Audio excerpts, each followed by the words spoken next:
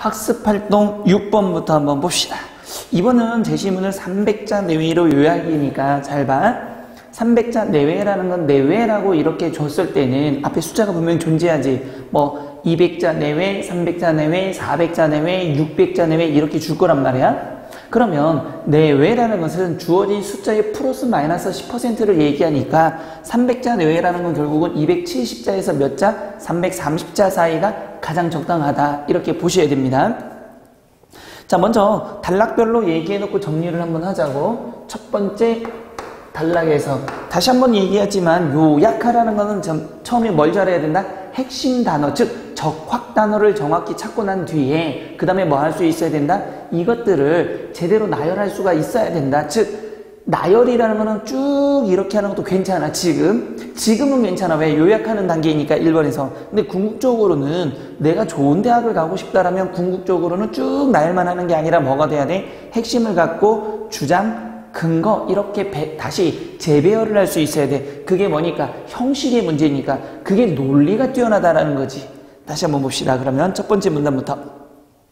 인간이 자연 그대로의 자원에서 새로운 용도를 찾아내고 그것이 경제적 가치를 부여하기 전까지는 자원이라고 불릴 만한 것은 없다 그랬어. 그러면 첫 번째 뭐에 대해서? 자연. 그냥 있는 핵심이라고 하는 걸 잘 생각하고 써봐봐. 자연 그대로의 자원에서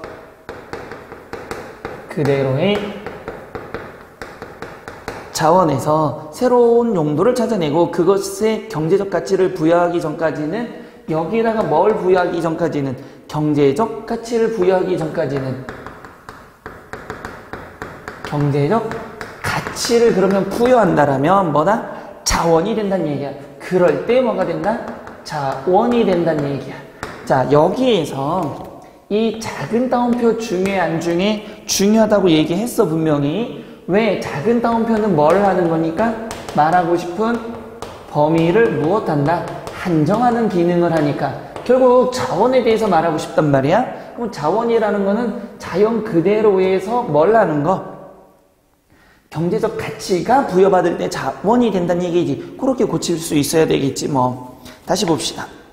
경제적 가치가 생기기 전까지는 모든 식물은 식물 그 자체이고 모든 광물은 돌덩이일 뿐이라 한 세기 전까지만 해도 땅에서 스며 나오는 원유도 알루미늄 원광인 보크사이트도 자원이 아니어서 왜? 경제적 가치가 없었겠지 아마.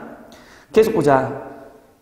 귀찮은 존재로서 토양을 망치기만 했다. 페니실린 곰팡이도 한때는 자원이 아니라 병균이다. 왜? 경제적 가치가 없으니까.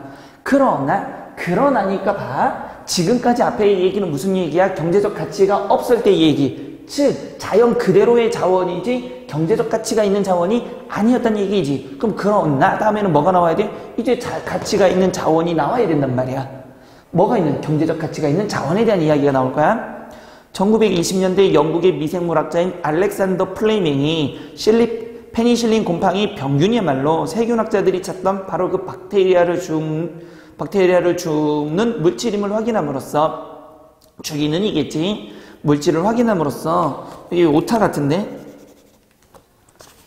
페니실린 곰팡이는 가치 있는 자원이 되었던 것이다. 봐봐. 뭐가 있는 거야? 가치 있는 자원이 됐다. 결국은 이 범위에서 아직까지 계속 얘기를 하고 있는 거야. 또 봅시다. 이처럼 세모 돌리시고 아무것도 아닌 것에서 불을 창출하는 능력을 부여하는 것이 혁신인 것처럼 그러면 이런 과정이 바로 뭐라고 한다? 혁신이 되는 거야. 혁신은 여기에서 불을 창조하는 거래. 그럼 여기가 뭘까? 자, 여기 봐봐. 뭐가 창조하는 거야? 아무것도 아닌 것에서 불을 창조하는 능력이지. 자원이 경제적 가치가 없는 거에다가 경제적 가치를 추구하면 당연히 경제적인 가치가 있으니까 뭐가 창조되는 거야? 부가 창조되는 거. 그게 바로 뭐가 된다는 얘기야? 혁신이란 얘기야. 계속 봅시다.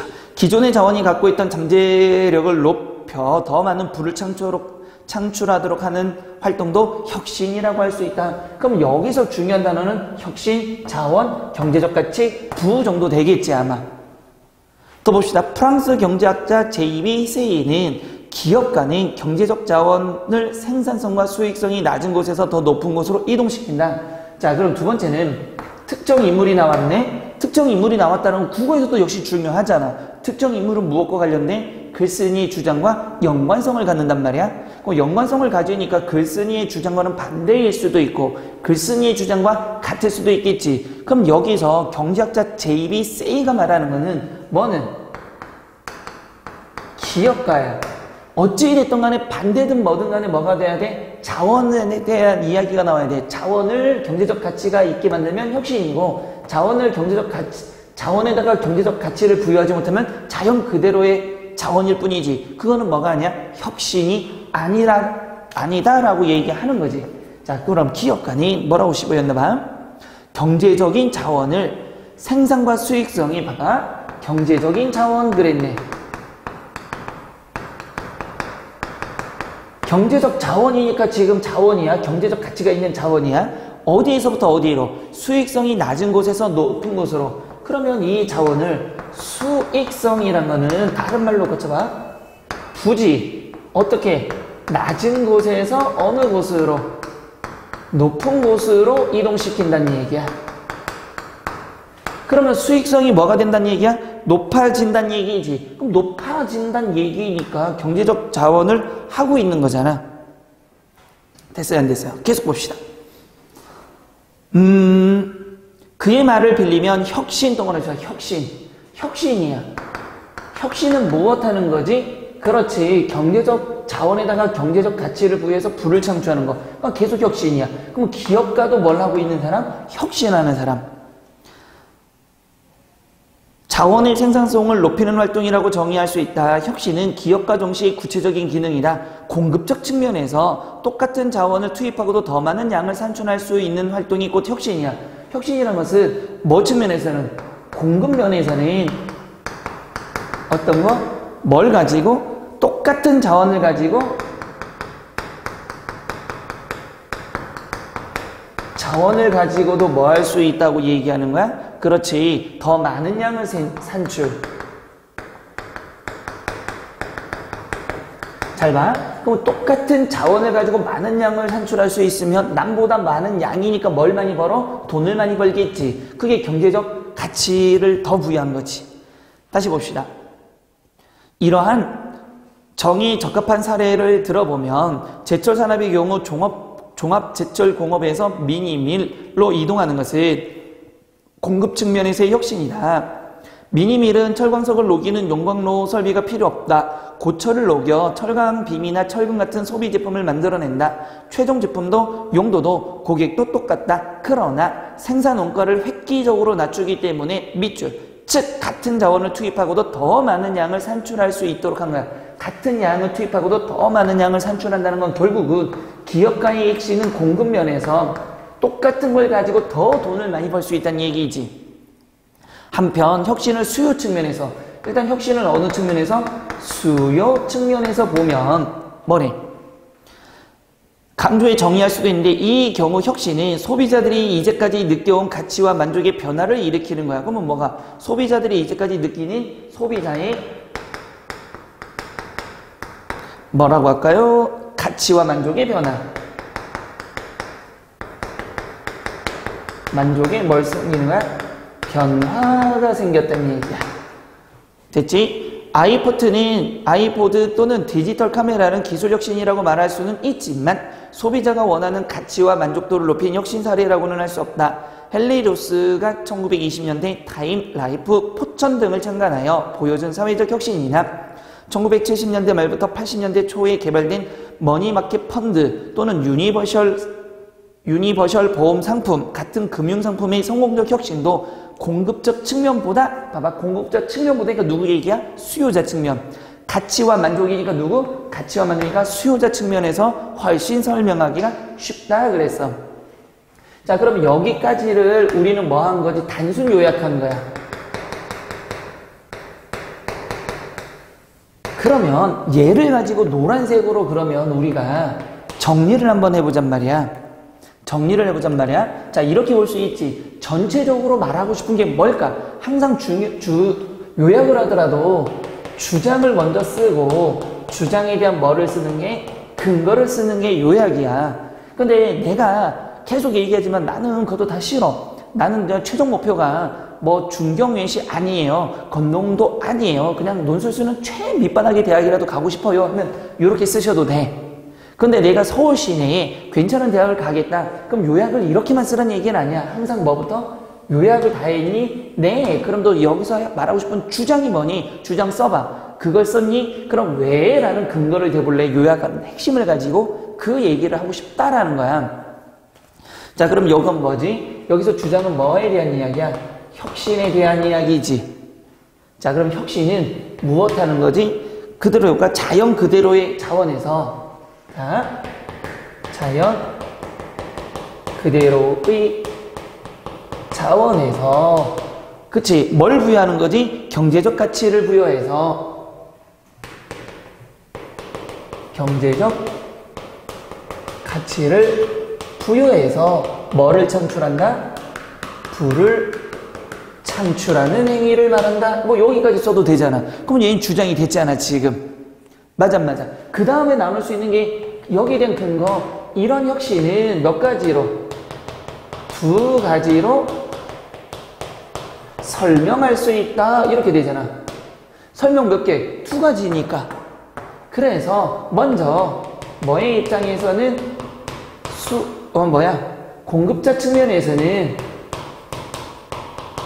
공급자 측면에서는 뭐가 가지고 여기 있는 이제 그대로 똑같은 뭐를 가지고 공급자 측면에서는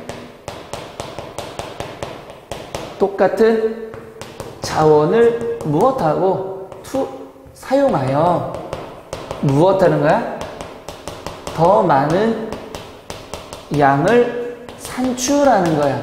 그런데 중요한 거는 여기서 지금 안 쓴 것들이 있잖아. 안 쓴 것들이 있지. 뭘까? 이렇게 될 때 공급자는 뭐가 되는 거야? 뭘 창조할 수 있다? 이 창출을 통해서 부를 창조할 수가 있지. 이때 이런 말 쓰는 거야. 해서 됐어 안 됐어? 됐어요. 이해돼? 그럼 내가 더 쓸 거 있나를 또 보면 되는 거야. 이때는 이걸 뭐라고 해도 돼. 경제적 가치 부여했으니까 이거 안 써도 돼. 그러면 다음으로 누구 측면에서는? 수요자 측면에서도 볼 수 있지. 그럼 수요자 측면에서는 뭐가 되는 거야? 소비자들이 지금까지 느끼지 못했던 가치와 그 다음에 만족의 변화가 일어나는 거다. 이렇게 쓰면 되는 거잖아. 다시 말하면 이거를 하는 거? 이 가치와 만족도를 무엇하는 방향으로? 높이는 것. 이거를 바로 뭐라고 한다? 혁신이라고 하는 거잖아. 됐어 안 됐어? 됐어. 이게 끝이야. 그럼 이 정도를 하면 어때? 주장. 주장은 혁신에 대해서 얘기하는 거고 어떤 경제적 가치를 부여하는 거야. 됐어. 그런데 이러한 혁신에는 크게 두 가지 누구와 누구의 입장에서 공급자 입장과 수요자 입장이 나올 수 있구나. 그러면 이 내용은 다른 게 아니야. 그런데 얘는 그냥 쭉쭉쭉쭉 요약 잘한 거야. 얘는 뭐 한 거야? 요약에다가 플러스 뭐 한 거지? 논리를 집어넣은 거지. 어떤 논리? 주장, 근거. 주장은 항상 전체를 포괄할 수 있는 추상적인 거. 근거는 그거에 대한 뒷받침이니까 구체적인 것들. 다시 말하면 근거는 구체적 사례라고도 보통 얘기하는 거지. 이렇게 쭉 쓰면은 하나의 완성된 글이 된단 말이야. 그래 놓고 이걸 가지고 내가 300자를 한번 만드는 거지. 300자를 만들 때 이 주장은 그렇게 길지가 않아. 아무리 많아봐야 한 50자도 안 돼. 한 20자에서 30자 내외라면 나머지 270자를 가지고 반반 정도 나눌 수가 있겠지. 그러니까 이런 것도 생각해 나가면서 요약하는 능력을 키워 나가셔야 돼. 됐어요? 안 됐어요? 됐어요.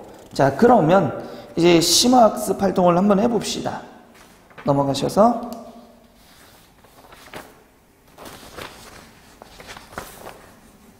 학습활동 7번을 해야 되는구나. 학습활동 7번입니다. 페이지가 내가 지금 좀 잘못 나와가지고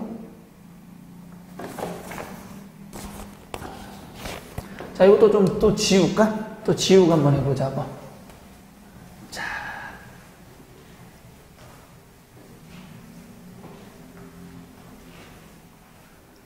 지워서 보시면 먼저 뭐가 돼 있어? 이제 400자 내외로 요약하시오 그랬어. 그러면 항상 얘기하지만 요약할 때는 먼저 뭘 해야 된다? 핵심을 단락별로 다 요약하고 그 다음에 고민하는 거야. 이제 주장이 뭐고 근거가 뭘까? 추상적인 게 앞에 전체를 포괄할 수 있는 게 뭘까? 그걸 앞에다 쓰고 뒷받침을 뒤에 써야 되는구나 라는 생각을 해야 된단 말이야. 자, 그러면 첫 번째 문단부터 한번 보도록 합시다. 현대사회는 과거 어떤 사회보다도 사회체제의 효율성을 최우선 가저로 상징한다. 자, 무슨 사회? 현대사회는 뭘 우선시한대? 사회체제의 효율성. 사회체제의 효율성을 무엇한다? 최우선한다. 자, 물론 동그라미 치시고, 자, 다시 한번 얘기하면, 이 물론이라는 거를 꼭 니들이 잘 봐야 되는 게, 물론 A 역접 B가 나와. 이랬을 때, 물론과 역접 사이에 A는 누구 주장? 남의 주장이야. 남의 주장을 무엇 해준다? 인정해 주는 거야. 그 다음에 역접 뒤에 B가 누구 주장이 되는 거야? 내 주장이 되는 거야. 자, 보통 연예인들 얘기할 때 누가 제일 잘생겼니? 요즘엔 누가 대세야? BTS요. 물론 BTS 대세지. 근데 그래도 나는 누가 좋아? 누가 더 좋다? 이런 식으로. 이해됐어? 그러니까 남의 주장을 인정하는 거지 부정하는 건 아니야. 그러니까 내가 만약에 긴 글을 쓸 때 글자 수가 모자라다. 그러면 이런 부분도 있으나 하면서 거기에 힘을 살짝 집어넣으면 어떻게 글자 수가 더 많아지겠지. 이런 것도 이제부터 고민을 해 하셔야 돼. 자, 계속 봅시다. 물론 자본주의 체제가 생산 지향적이긴 하지만 효율성이 미치는 사회적 파장을 과소평가할 수는 없다.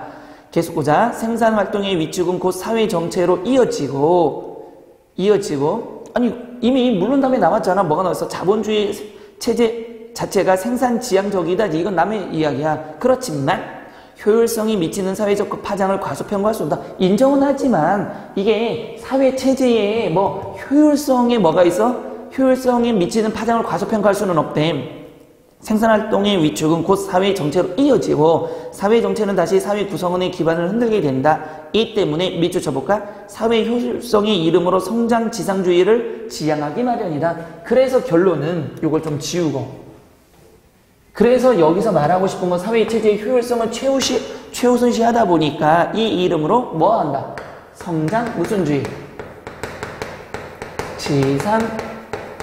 지상주의를 지향한단 말이야. 이 사람들은 그러면 성장 지상주의가 좋다라고 얘기하는 거야? 안 좋다고 얘기하는 거야? 현대사회는 무조건 성장 지상주의가 따봉입니다요. 이렇게 얘기하고 있다라는 거잖아, 지금.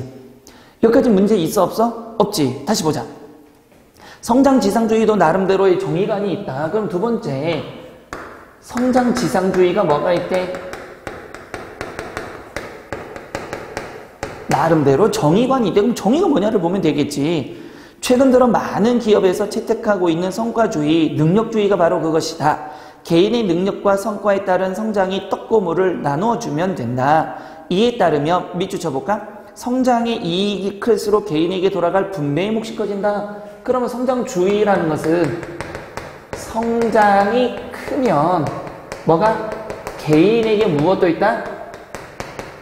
분배도 커진다는 얘기야. 그러니까 많이 성장해야 개인도 많이 가져갈 수 있다라는 게 성장주의의 뭐가 되는 거야? 나름대로의 뭐가 되는 거야? 정의가 된다는 얘기야. 여기까지도 문제 없지. 그러나 세모 돌리시고 문제는 성장주의의 뭐에 대해서 말하고 있니? 문제점을 말하고 있는 거야. 성장주의에도 문제가 있대. 그럼 항상 이런 문제가 있다라면 얘는 이 부분에 대해서 뭐하고 있나? 비판적인 견해를 갖고 있다는 얘기야. 해결책이 없다면 니들이 해결을 하셔야 돼, 반드시. 여기서 해결책이 없다라고 얘기하니까 왜요? 이게 아니라 지문에 이거에 대한 해결책을 제시하지 않았다라면 항상 머릿속으로 내가 해결해야 되는 거구나. 그랬을 때 내가 해결하면 좋은 점수를 받는 거구나. 여기에 대한 해결책을 제시해주면 좋구나 라고 생각하셔야 된다는 얘기야. 계속 봐봐.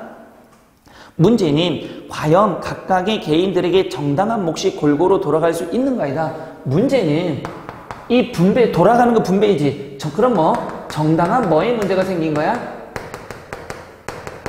분배가 가능하냐? 이게 문제점인가 봐. 정당한 분배가 가능하냐 이거야. 성장 위주의 사회에서 제기되는 근본 문제는 근본 문제 동그라미 쳐고, 그 근본 문제니까 이 범위 벗어나면 돼, 안 돼? 안 돼. 그래서 뭐라고 나와 있어? 바로 이러한 분배의 정의로움이다. 그러면 이게 뭔데? 문제는 한마디로 얘를 요약해서 뭐가 문제다? 분배의 뭐에 대해서? 정의로움의 문제를 얘기하고 있는 거야. 분배의 정의로움에 대해서. 이게 문제야. 그럼 분배가 정의롭다, 정의롭지 않다? 정의롭지 않다라고 얘기하는 거야. 그럼 성장주의는 문제가 있다, 없다? 있다라고 얘기하는 거야. 계속 봅시다.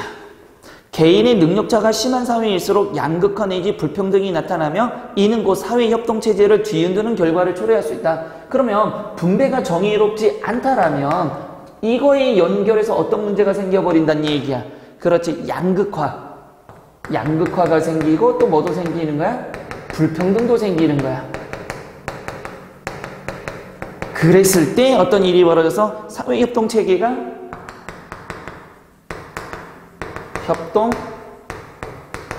협동체계가 뭐가 되는 거야? 뒤흔든다는 얘기야. 그러면 사회체제의 효율성을 강조했네. 사회체제의 효율성이. 이 말은 결국 사회체제의 효율성이 어떻게 되고 있다는 얘기야? 잘 안 된다는 얘기지. 경울국은. 분배가 정의롭지 못하면 니들이 강조하는, 현대사회가 강조하는 사회체제의 효율성은 개판이 된다는 얘기야.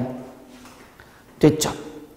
따라서 개인의 능력과 역할은 사회협동을 존속할 수 있는 선에서 용인돼야 된다. 그러니까 결국은 이 문제에 대해서는 뭐는 인정해야 돼? 개인의 능력과 역할은 인정해야 돼.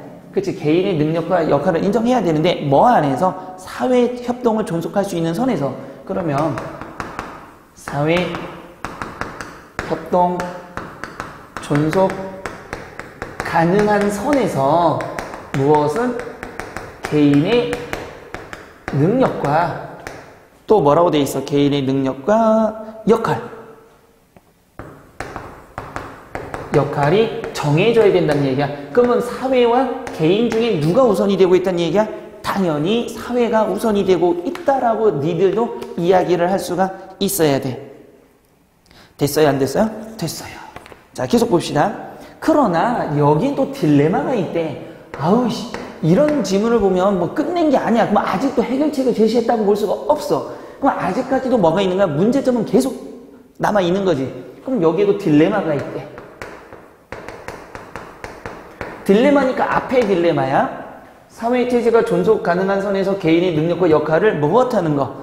인정했을 때 뭐가 되는 거? 협동체계가 되고 분배가 정의롭다라고 얘기했는데 역시 딜레마가 생기나 봐.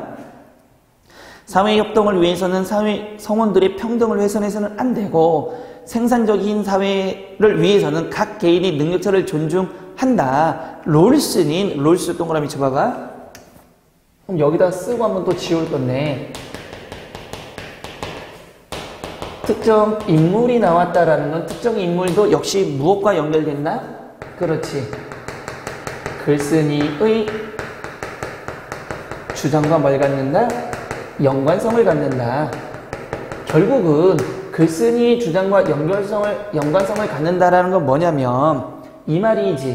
이 특정 인물이 글쓴이의 주장과 뭐 할 수도 있고 동일할 수도 있고 글쓴이의 주장이 특정 인물과 전혀 반대일 수도 있다는 얘기야. 왜? 내가 뭔 말을 해서 주장을 하는데 사람들이 내 말을 잘 안 믿어. 그러니까 뭐 하겠다는 얘기야. 난 이 사람을 끌어들여서 유명하니까 이 사람을 끌어들여서 뭐 하겠다는 얘기야? 봐, 이 사람도 그 말했지. 너네 잘하는 사람이잖아. 그건 내 말이 맞아 들려? 맞아. 이렇게 뒷받침하거나 아니면 특정 인물이 유명해. 근데 니들이 나오는 모든 사람은 다 유명한 사람이야? 유명해. 근데 저 사람이 말한 게 나의 생각과 달라. 그건 나는 저 사람을 뭐 하고 싶어서 비판하고 싶어서 하는 경우도 분명히 존재한다라는 거야. 이해됐지? 그러면 롤스가 말하는 이 사람이 말하는 사상, 연구, 업종, 실험 이런 모든 것들이 다 뭐하다? 중요하다. 거기에 결과가 뭐냐? 거기서 말하는 게 뭐냐? 이게 제일 중요하단 말이야. 그러면 이 딜레마를 말한 누가 중요한 거야? 롤스가 뭐라고 얘기했냐? 어떤 주장을 펼쳤느냐? 어떤 실험을 했느냐? 그 포인트를 잡아야 돼. 자, 롤스는 이와 같은 딜레마에서 탈출구를 찾으려 했다. 그럼 롤스는 이 딜레마에 대한 뭘 제시하고 있는 거야? 해결 책을 제시한 사람이야. 굉장히 중요하게 봐야 되겠지. 이런 점에서 가장 눈길을 끄는 대목이 우리가 일상생활에서 가장 정의롭다고 생각하는 평등관을 포기한다는 점이다. 포기해야 된대. 그러면 롤스 해결책에 의하면 우리가 말하는 거 일상생활에서 가장 정의롭다고 생각하는 평등관 포기 밑추쳐봐봐. 그럼 일단은 우리가 알 수 있는 게 일상생활에서의 평등이 무엇이 돼야 된다? 포기돼야 된다. 이게 무슨 말이야? 여기서 무슨 말이야 몰라서 허걱하면 안 돼. 더 읽어봐야 돼. 읽어보면 분명히 힌트가 나와. 어디선가. 계속 봅시다. 어디 갔어? 일상적인 평등관에 따르면 인간인 우리 모두는 똑같다. 이에 토대로 둔 평등관이 절대적 평등관이다. 그러니까 이 무슨 평등? 절대적 평등은 무엇 해야 된다? 포기해야 된다는. 그러면 평등은 맞는데 무조건 다 똑같아야 된다는 평등은 안 된다는 얘기야. 이해됐어 안 됐어? 롤스가 강조한 게 첫 번째는 이거란 얘기네. 그러면 이제는 머리를 굴려야 된다. 절대의 반대는 무슨 거야? 상대. 그러면 롤스가 강조한 건 상대적 평등을 얘기할 거다. 분명히 이게 나와야 돼. 만약에 안 나왔다면 니들이 써야 돼 그거를. 그게 답일 테니까. 더 보자. 이에 토대를 둔 평등만이 절대적 평등은 능력도 욕망도 모두 같다고 보는 거야. 하지만 핵심은 뒤쪽이지. 하지만 롤스가 강조한 건 1번이 아닌가 봐. 이런 절대적 평등은 이 땅에 실현될 수 있다고 생각하지 않았다. 그러니까 얘는 불가능하대. 얘는 그래서 포기해야 된대. 불가능하니까. 됐지? 절대적 평등은 비현실적인 동시에 사회 자체의 성립을 가로막는다. 그래서 모두가 같은 생각, 같은 행동을 하는 것은 이론적으로 매력적일 수 있어도 실제적으로는 아무것도 하지 않는 것과 같다. 그러니까 얘는 이제 비현실적이란 얘기야. 그렇다고 네 번째 달라? 같이 연결해보자. 여기다 적을까? 니도 좀 보기 편하게. 그렇다고 해서 그가 평등주의 이념 자체를 포기한 것은 아니다. 그거 봐봐. 그럼 롤스도 뭐는 강조하고 있는 거야? 평등주의 이념을 가지고 있단 말이야. 단지 이 평등주의 이념은 뭐를 포기하자면 절대적 평등은 아니라고 얘기하는 것뿐이지. 다시 롤스의 방식은 비현실적인 절대적 평등을 거부하고, 그러면 롤스는 결국은 절대적 평등은 뭐하고? 거부. 다른 말로 말하면 뭐가 되는 거지? 포기하고 이 말이지. 지금 뭐 하겠대? 개인의 능력차를 인정하면서도 사회적 공동자산의 동등한 분배를 통해 평등성을 확보하는 거야. 그러면 롤스가 말하는 평등은 두 가지 조건이 있어야 돼. 첫 번째, 롤스가 말하는 평등은 첫 번째 누구 입장? 개인의 입장. 개인의 능력차 인정하는 거야. 차를 인정하는 거야. 그 다음에 두 번째는 뭘 한다? 사회적 공동자산의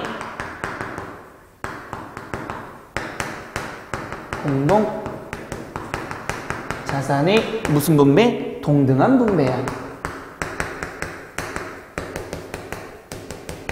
분배를 하겠다는 얘기야. 됐지? 그는 이런 점에서 철저한 평등주의자. 그럼 평등주의자 맞아, 분명히. 그런데 절대적 평등은 절대 아니야. 그는 공정한 기회균등의 원칙과 차등 원칙을 제친. 그래서 작은 따옴표 줬으니까 이걸 한번 잘 생각해봐. 공정한 기회균등의 원칙.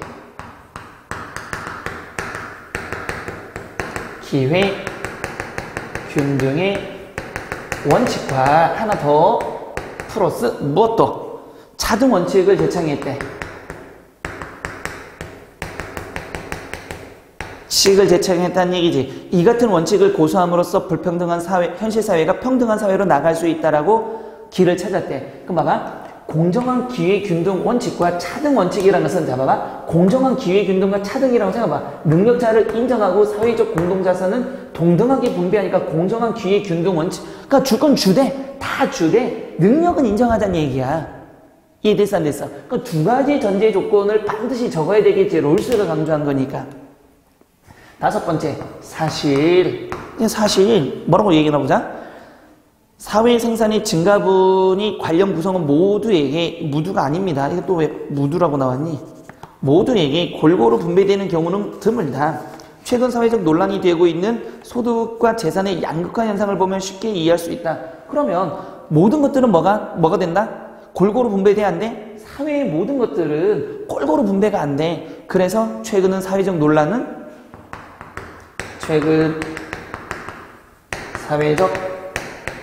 논란이 되고 있는 것은 양극화야. 양극화니까 우리 머릿속에는 뭐가 돼야 돼? 분배인데 분배가 있는 사람은 많이, 없는 사람은 조금이야. 사회의 생산이 증가해도 여전히 가진 자와 그렇지 못한 자의 격차가 점점 벌어지고 있다. 양극화. 중요한 것은 이 같은 양극화 현상은 사회 불평등을 심화시키고, 당연하지. 얘는 사회 불평등을 심화시키는 거야. 심화시키고 종구 끝에서는 사회협동 체계를 뒤흔들 수 있다는 것이다. 그럼 계속 이 문제점이 있는 거잖아. 자, 부의 쏠림 현상은 결국 사회협동으로 이루어진 생산의 증가분을 골고루 분배하지 못하는 데서 나오는 것이며, 사회적 공동자산의 동등한 분배가 안 됐기 때문에 나오는 것이며, 갖지 못한 사람들이 사회협동에 참여할 어떠한 명분도 제공하지 못한다. 양극화 현상이 전 인류적 관심이 된 것도 사회적 경제적 불평등이 평화로운 인류 사회 구축에 하등 도움이 되지 않기 때문이다. 물론 어느 사회든 사회적 불평등은 있기 마련이다. 그러나 핵심은 여기부터 그 불평등을 해소하지 않으면 궁극적으로 사회는 쇠락. 불평등 해소해야 돼. 그래서 롤스도 평등을 가져가야 되는데, 이 사람의 주장은 뭐가 되는 거야? 공정한 기회 균등 원칙과 차등의 원칙, 즉 개인의 능력을 인정해 주네. 줄 거는 다 같이 주자 이거지. 그런 점에서 각 정치 정당들은 구체적인 정책의 수립과 집행으로 사회 경제적 불평등, 그래서 현재에서는 이런 문제점을 해결하기 위해서는 뭐 해야 된다? 사회 경제적 불평등을 무엇할 수 있어야 된다? 해소할 수 있어야 된다. 자, 여기까지는 니들이 쭉 보면 뭐가 되는 거야? 쭉 보면 뭐가 되는 거지? 그렇지. 요약이 된 거야. 요약이 된 거야. 그러면 요거 잘 생각해 봐봐. 전체적으로는 뭐에 대한 이야기니? 어떤 거에 대한 뭐가 나왔어? 뭐가 나왔어? 문제점이 나왔지. 거기에 대한 뭘 얘기하고 있니? 해결책을 얘기하고 있지. 자, 이럴 때 쓰는 방법은 두 가지가 있어. 첫 번째, 어떤 거에 대한 개념 정리를 하고 난 뒤에 뭘 적고 반드시 문제점을 먼저 밝히고 그 다음에 뭐 해라? 해결책을 쓰는 방식도 있어. 두 번째는 이렇게 쓰면 아주 대박이지. 근데 나는 개념 정리를 잘 못하겠어. 전체적인 주장을 못하겠어. 라고 얘기할 때는 처음부터 뭘 제시해버리는 거야? 문제점이 있음을 제시하는 거야. 거기에서 뭘 해야 돼? 해결책을 제시하겠다? 이러셔도 돼. 둘 중에 하나의 방식을 쓰면 됩니다. 항상 어떤 문제와 해결책에 대한 이야기가 나와서 막 섞어버리지 말고 잘 이렇게 연결을 해서 항상 문제, 해결 방안 이런 식으로 꼭 얘기할 수 있어야 돼. 근데 여기는 지금 해결 방안이 나왔단 말이야. 근데 만약에 안 나온 경우는 문제점만으로 끝내는 질문들이 있어. 그럴 때 보통 대학에서는 뭘 요구하냐면 주장을 써봐라 그런단 말이야. 견해를 밝혀봐라 그런단 말이야. 그 말은 거꾸로 얘기하면 문제점은 내가 주어졌으니 해결책은 네가 한번 제시해봐. 이 말과 너무나 똑같은 말이야. 알겠지? 그래서 우리는 문제점과 해결책이 나온 지문을 통해서 쓰는 연습을 먼저 하겠다는 거야. 됐어? 자, 그러면 이게 지금 뭐가 됐다라면 니들은 요약이 됐다라면 이제 보통 이런 거를 개요자가 하면 이렇게 요약했지. 요약한 다음에 뭘 쓰는 거야? 순서를 재배열하는 거야. 그게 개요야. 그리고 난 다음에 쓰는 거야. 알았지? 그러면 요약을 했으니까 우리 한번 여기를 뭐 할까? 다시 재구성해보자고. 자, 이렇게 됐을 때 뭐 먼저 쓰라 그랬어? 문제점 아니면 뭐에 대해서? 첫 번째로 한번 해볼까? 첫 번째로 보면 뭐가 됐어? 개념에 대해서 이야기할 거고, 그 다음에 뭐라고? 문제점을 밝히고, 그 다음에 뭐 할까? 여기에서 해결책을 이렇게 한번 제시해볼까? 뭐 개념이라는 거 쏠 수 있으면 더 좋고. 자, 그럼 뭐에 대한 거야? 성장주의에 대한 이야기지. 이게 문제니까 성장주의만 가지면 문제가 된단 말이야. 성장주의는 뭐가 되는 거야? 항상 범위를 잘 생각해 봐야 돼. 우리 여기서 범위는 지금 개인과 사회에 대한 이야기가 나왔잖아. 그러면 뭐에 따라서? 성장주의는 개인의 뭐에 따라서? 능력에 따른 분배와 거기 앞에 거를 하면 뭐가 되는 거야? 개인의 능력에 의한 뭐가 되는 거야? 분배 이렇게 할까? 능력에 따른 분배의 뭐가 될까? 불평등이 심화되는 사회이다. 심화되는 사회이다. 이랬어. 그치? 그 다음에 이거 봐봐. 그 다음에 문제점을 계속 얘기하는 거야. 이럴 때 이런 성장주의의 큰 문제점은 이렇게 하면 되는 거야. 한마디만 더 써주면 되는 거야. 이 성장주의의 가장 큰 문제점은 무슨 현상이 벌어진다. 그래서 얘를 그대로 갖고 와야 되지. 분배의 불평등이 심화가 됐으니까 어떤 사람과 많이 갖는 사람과 적게 갖는 사람 능력에 따라서 분명히 존재하겠지. 그러니까 무슨 현상이 생겨? 이럴 때 가장 큰 문제는 양극화 현상이 무엇이 된다? 심화된다. 이게 먼저 나와줘야 되겠지. 양극화 나왔으니까. 그랬을 때 뭐가 되는 거야? 사회의 무슨 체제가? 협동 체제가 뭐가 되는 거야? 위협을 받게 된다. 이게 계속 문제점이잖아. 맞아 안 맞아? 됐어. 이때 뭐 이래도 되고 이때 이렇게 할까? 이때 조금 더 이제 글자 수가 내가 모자랄 수도 있으니까 이때 뭐가 되는 거야? 성장지상주의에서는 이거는 잘 생각해봐서 쓰면 되고 성장지상주의에서는 어떤 일이 벌어져? 개인의 뭐에 따라서? 개인 능력의 인정 범위가 문제시된다. 어디까지 개인의 능력을 인정해 줄 거냐는 문제가 생긴 거야.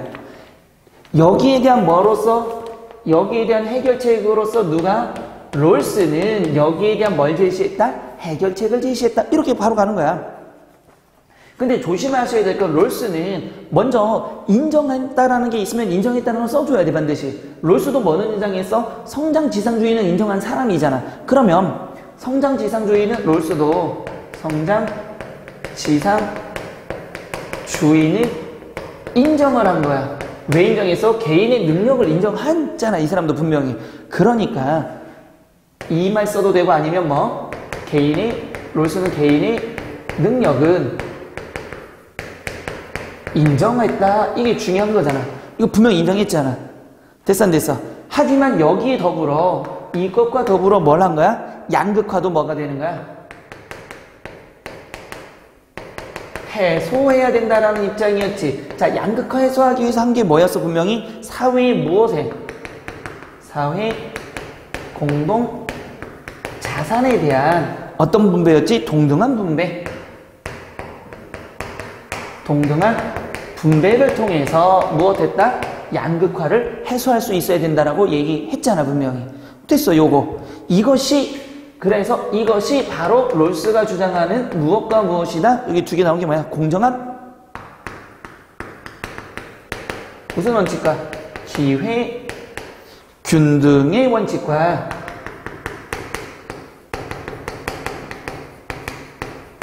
하나 더 뭐였니? 차등 원칙이다. 자, 그러면 이것을 통해서 뭐 하는 거야? 이것을 통해서 뭘 인정해야 돼? 이게 위협당하는 게 이제 지워져야 해결책이 되는 거지. 그래서 이를 통해서 무엇 한다? 사회 경제적인 거기 나온 대로 쓰면 사회 경제적인 뭐 불평등을 해소하고 해소해야 되는데 그래서 궁극적으로 뭐가 된다? 사회협동체제는 뭐가 된다? 이걸 통해서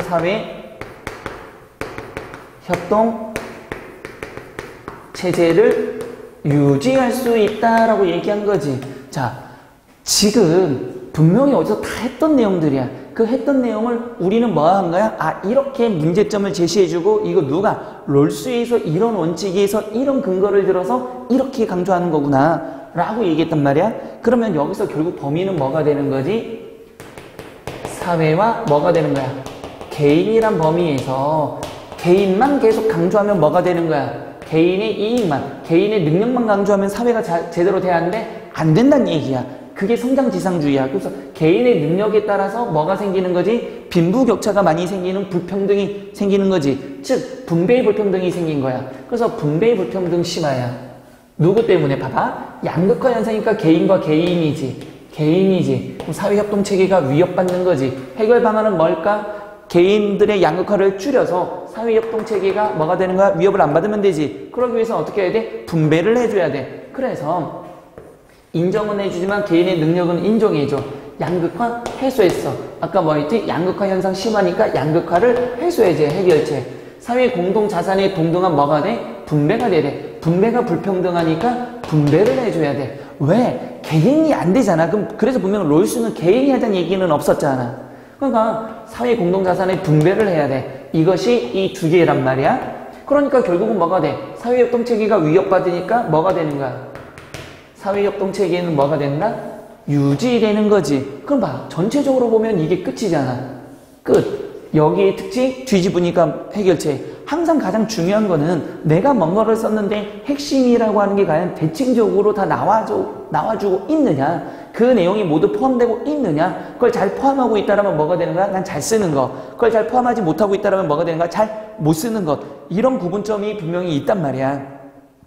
이해돼? 그러니까 내가 요약이 어려운 게 아니라 요약을 이렇게 다시 재구성하는 과정이 어렵고 그거를 잘하면 좋은 대학을 갈 수 있다라는 거지. 근데 막연하게 난 요약 잘하니? 그치, 요약 잘하는 거는 웬만하면 해. 근데 이게 어렵다는 얘기지. 그래서 뭐 논술은 해도 안 돼요 이런 말이 나온단 말이야. 해도 안 되는 게 아니라 하는 방법 자체를 모르는 거지.